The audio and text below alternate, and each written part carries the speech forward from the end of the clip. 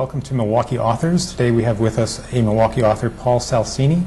He's written a book entitled Cielo, a Novel of Wartime Tuscany. It's an excellent book. It's won several awards, including First Prize for Fiction from the Council for Wisconsin Writers and First Prize for Fiction from the Midwest Independent Publishers Association. Paul is a veteran journalist and longtime journalism teacher. Let's start with an obvious question. What inspired you to write this book? It was actually, I guess I have to start with my family because my roots of my family are both from a little village in Tuscany. It's a little village called San Martino in Fredana, which is west of Lucca, which is west of Florence. And my father was born there, and my mother's parents were born there. And I still have a cousin there, my father's niece. And we visited her.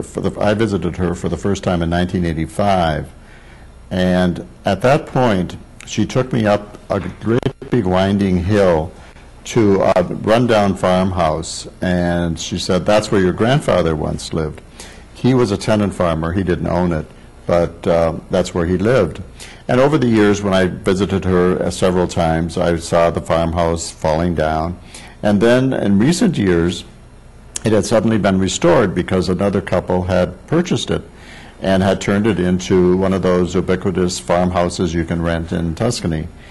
And actually, my wife and I stayed there. And the last time that my wife and I visited, I asked my cousin, Fosca, the history of this place. And she said that during World War II, she and her family were trapped in the farmhouse for about 3 months because this was during the German occupation in 1944, and the Allies hadn't arrived yet. They were coming from the south, and the British were bombing in order to get the Germans out.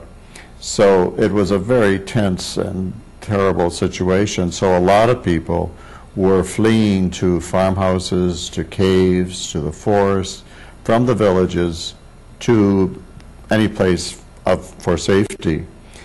And I thought that that was such an interesting idea that a group of people, because there were other people from the village in this farmhouse as well, were trapped in a place for a period of time under siege, and maybe they didn't get along very well to begin with, and here they were trapped and they had to get along.